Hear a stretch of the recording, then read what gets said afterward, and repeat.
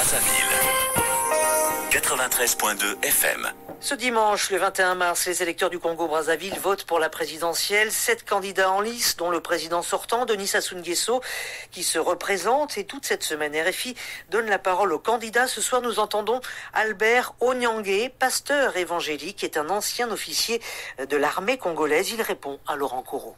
Bonjour Albert Onyangué. Bonjour. Dans votre programme, le Congo Terre des Possibles, vous indiquez que vous souhaitez, si vous êtes élu, lancer des actions qui vont améliorer les conditions de vie des Congolais. Quel est le constat que vous faites sur ces conditions de vie à l'heure actuelle? Le constat, c'est la pauvreté, une vie de misère en fait. Ne fût-ce que pour se transporter, il n'arrive pas à se transporter.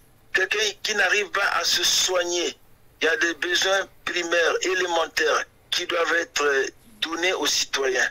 Ces éléments-là ne sont pas donnés aux citoyens, alors que nous en avons la possibilité. Ce sont des choses que vous avez constatées sur le terrain au cours de votre campagne?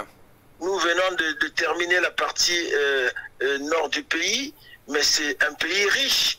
Dans la Likwala, on nous a dit par exemple qu'il y a des sociétés forestières qui exploitent, il y a des sociétés minières qui exploitent des minerais, mais ils ne voient même pas les retombées de ces exploitations. Et la population vit dans une extrême pauvreté. Qu'est-ce qui explique selon vous ce décalage entre les richesses produites et la pauvreté de la population?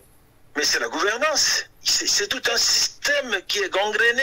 Il y a comme une oligarchie en fait qui gouverne et qui emprisonne en fait la majorité de la population. On vous demande des t-shirts, on vous demande de l'argent. Mais comment voulez-vous distribuer de l'argent à quelqu'un qui n'a pas travaillé? Même si je distribue des t-shirts, 1000 t-shirts à quelqu'un, le lendemain, qu'est-ce qu'il va faire? Qu'est-ce qu'il va manger? Nous avons rencontré par exemple des étudiants qui disent j'ai ma licence, mais je vends des légumes au marché. Quelqu'un qui a sa licence, il a étudié. Ses parents ont investi pour qu'il puisse avoir la licence et il vend des légumes au marché. Une partie de votre programme porte sur l'énergie. Vous dites que vous souhaitez une énergie fiable, propre et abordable. Quel est le constat que vous faites sur la situation de l'énergie aujourd'hui dans votre pays? Nous venons d'Ifundo. Ifundo est dans le noir.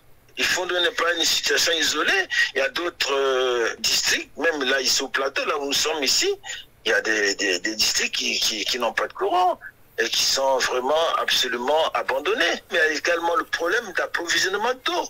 Il n'y a pas eu d'eau potable dans certaines localités. L'heure du changement est arrivée. C'est tout cela que vous souhaitez changer? Voilà, c'est tout cela que j'aimerais changer. Et d'une manière ferme. Par exemple, j'ai un engagement de lancement, par exemple, d'un audit public indépendant concernant la gestion des ressources naturelles. Aujourd'hui, il y a des ministres qui ont des sociétés écrans, qui travaillent. Donc, ils sont en même temps jugés partis. Aujourd'hui, même la dette du Congo qui a flambé, c'est à cause de cela.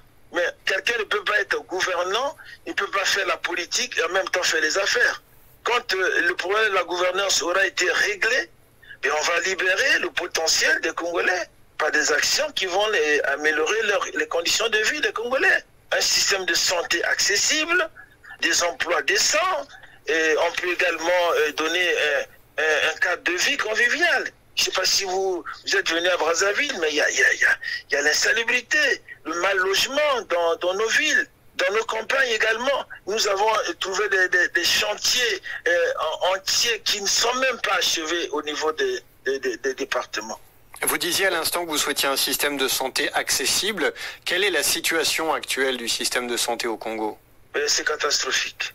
Même en tant que pasteur, j'ai déjà assisté au désastre en fait. Les personnes qui partent à l'hôpital et qui ne sont pas prises en charge.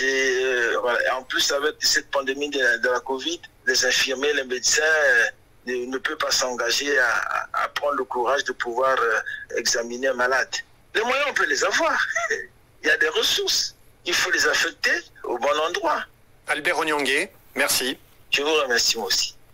Albert Onyangué, qui est l'un des 7 candidats à la présidentielle du Congo-Brazzaville, qui se tiendra dimanche prochain, le 21 mars. Il répondait aux questions de Laurent Corot.